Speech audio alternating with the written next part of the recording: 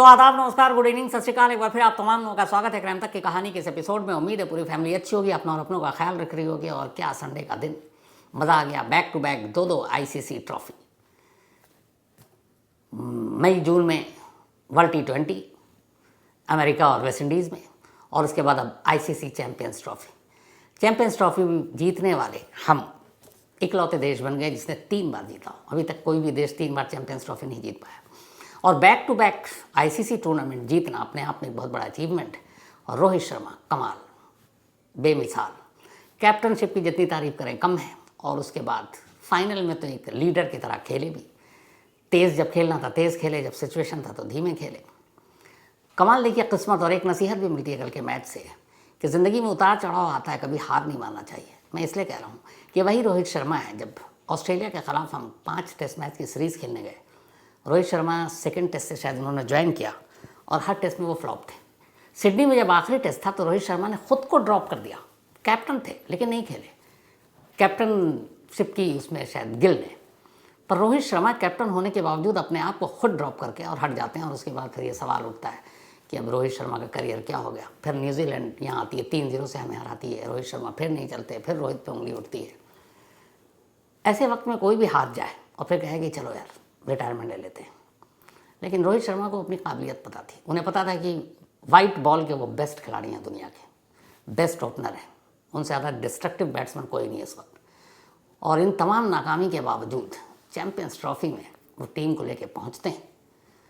और जो शख्स ऑस्ट्रेलिया में अपने आप को ड्रॉप आउट कर सका, जो शख्स न्यूजीलैंड से होम सीरीज़ 3-0 से हार गया, जिसके रिटायरमेंट को लेकर लोग बातें करने लगे, बड़े बड़े सीनियर दिग्गज भी, वो बैक टू बैक इंडिया को दूसरा आईसीसी टूर्नामेंट जिलाता। क्या जितवाया है रोहित शर्मा ने, और क्या फाइनल। तो पूरी क्राइम तक फैमिली मेम्बर को बहुत बहुत बधाई, मुबारक। और मन खुश हो जाता है जब इंडिया ऐसे टूर्नामेंट जीतती है। कल थोड़ी देर के लिए जब गिल के बाद अचानक विराट कोहली भी आउट हो गए, तब मुझे ये था। और फिर जब एक ओवर मैडन खेला और फिर रोहित शर्मा छक्का मारने के चक्कर में स्टंप आउट हो गए, 3 विकेट गिर गए।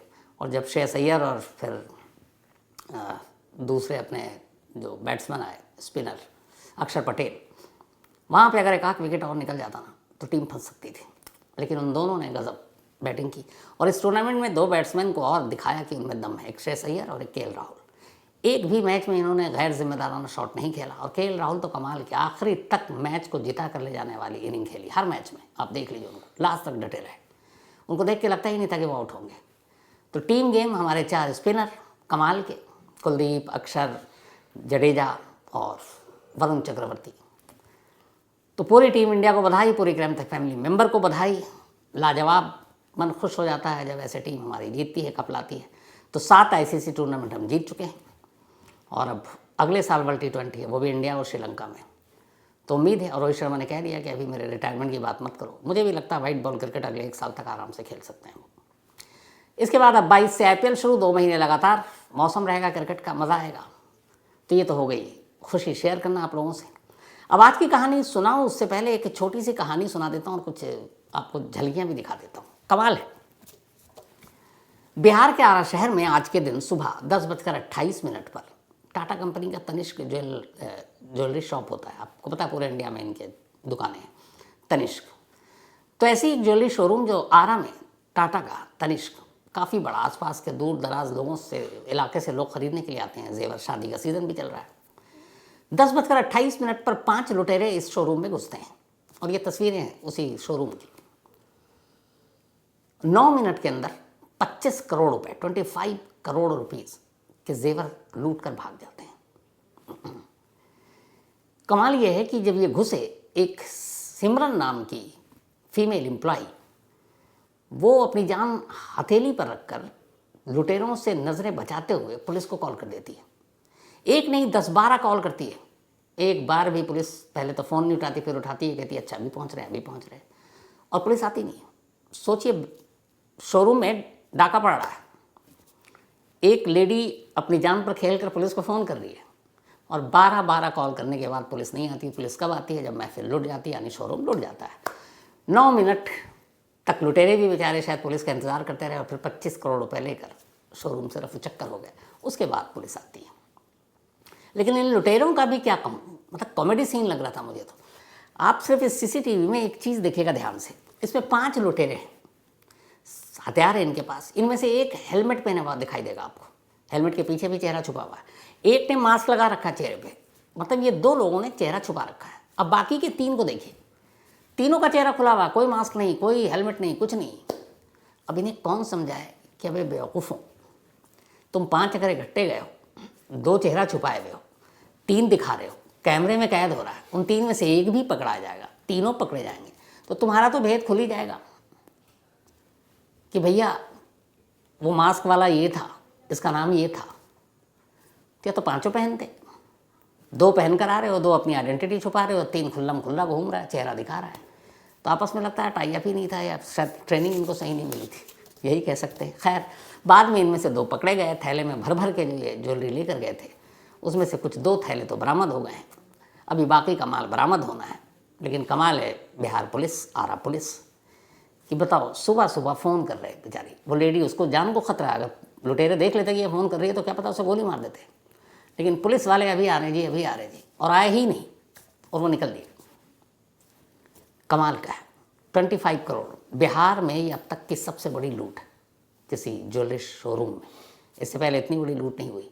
कुल 50 करोड़ के उस वक्त ज्वेलरी वहाँ रखे हुए थे। वो तो लुटेरों के पास टाइम कम था, 9 मिनट लग गए थे, फिर कितना समेटते, थैलियाँ भी कम पड़ गई, तो इसलिए वो सिर्फ, बल्कि थैलियों में जो रख रहे थे जेब में भी ठूंस कर ले गए।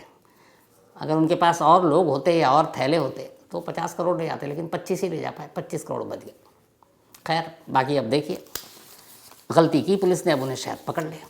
तो ये तो रही कहानी और ये तस्वीरें। अब आते हैं आज की कहानी के ऊपर। फ्राइडे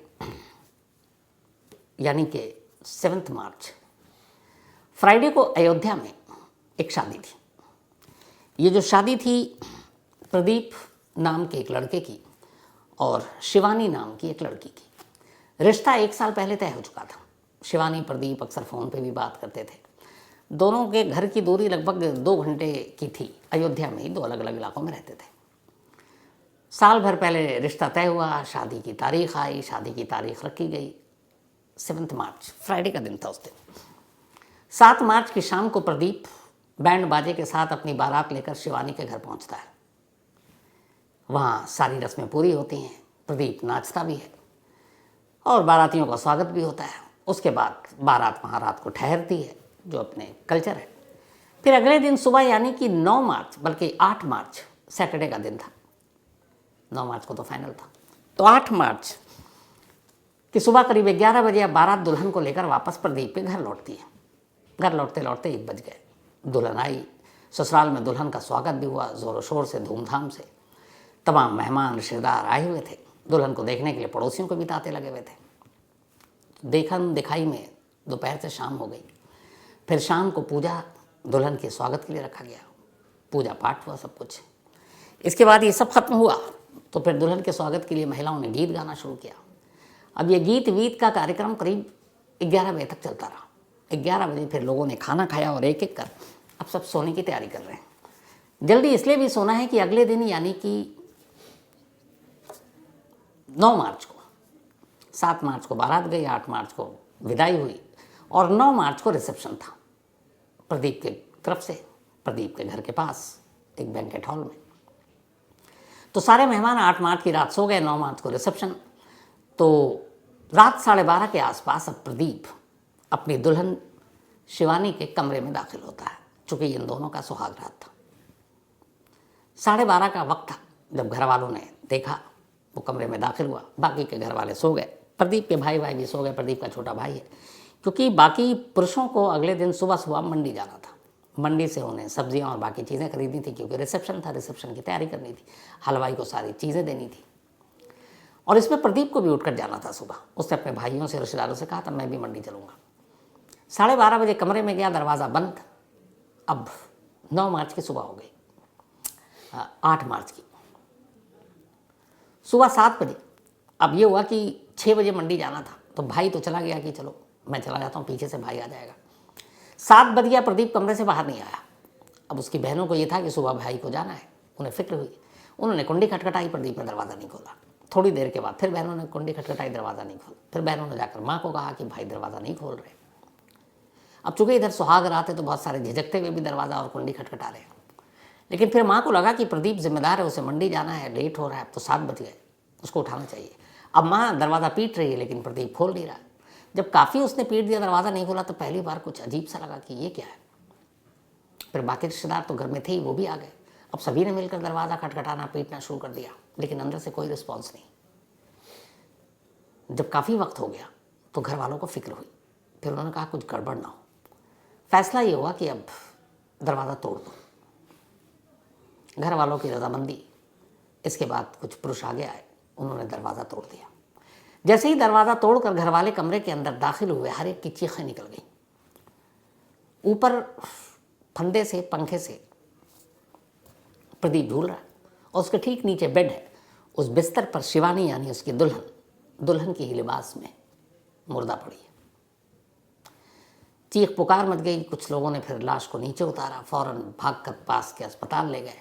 डॉक्टरों ने देखा और कहा कि ये दोनों मर चुके हैं।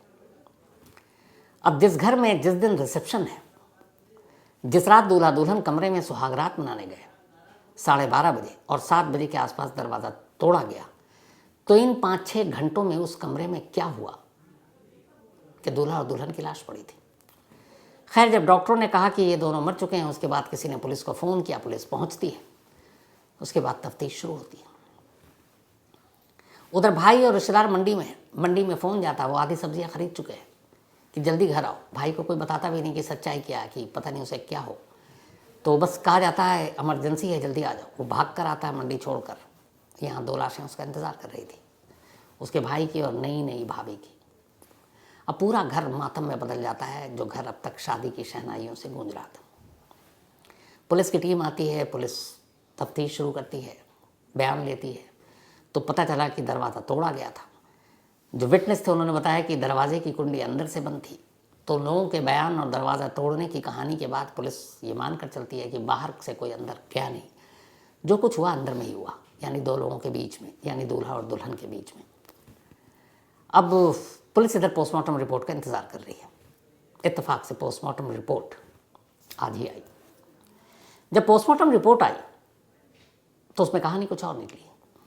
पोस्टमार्टम रिपोर्ट के हिसाब से शिवानी को गला घोट कर मारा गया, यानी उसका कत्ल हुआ है, और प्रदीप की मौत हैंगिंग से हुई है, यानी उस घर में एक कत्ल हुआ और एक ने जान दी।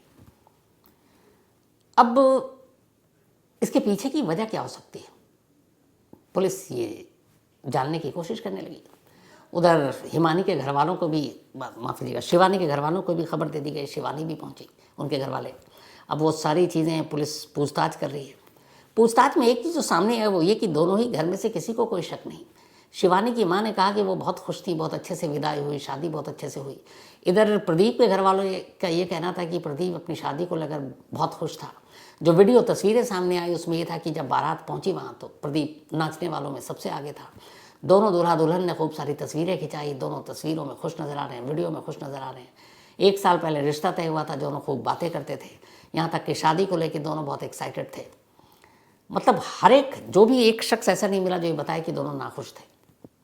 जब दुल्हन घर आई तब भी वो बेहद खुश थी, रात 12:30 से पहले तक। तो फिर रात 12:30 बजे कमरे में जाने के बाद ऐसा क्या हुआ कि सुबह उस कमरे से दूल्हा और दुल्हन की लाश मिली।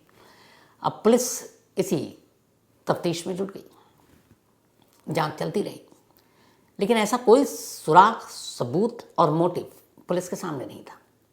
लिहाजा पुलिस ने अपने इस जांच को 2-3 एंगल के जरिए आगे बढ़ाने का फैसला किया। पुलिस के हिसाब से इस पूरी मौत की मिस्ट्री में 2-3 चीज़ें ही हो सकती हैं। पहली, जिस एंगल से पुलिस जांच कर रही है वो ये कि कुछ तो ऐसा हुआ जिसमें शायद दोनों ने अपनी मर्जी से जान दी। अब मर्जी से जान देने के लिए फिर पोस्टमार्टम रिपोर्ट के हिसाब से शिवानी का गला क्यों घोटा गया, तो पुलिस का कहना है कि शायद इसमें शिवानी ने अपनी रजामंदी दे दी हो कि ठीक है तुम पहले मुझे मार दो फिर तुम खुद मर जाओ। तो उसी के कहने पर शिवानी का गला घोट दिया प्रदीप ने और फिर खुद मर गया। तो पहला एंगल ये हो सकता है। दूसरा एंगल ये है कि शिवानी का कत्ल प्रदीप ने किया और फिर पकड़ा ना जाए या कुछ और ना हो, शर्म के मारे, शादी का घर, इसलिए उसने अपनी जान दे दी। तीसरा एंगल ये है कि चूंकि जब पुलिस पहुंची तो घर का दरवाज़ा टूट चुका था और घर वालों के हिसाब से दरवाज़ा अंदर से बंद था, लेकिन दरवाज़ा टूटा हुआ। अब कैसे ये सबूत मिले कि इस दरवाजे को जब तोड़ा गया तभी ये टूटा, या क्या कोई बाहरी शख्स उस कमरे के अंदर गया और फिर जो घर में मौजूद लोग हैं उन्हीं में से वो एक कातिल हो जिसने दरवाजे को तोड़ने में भी रोल प्ले किया ताकि सच्चाई सामने ना आए।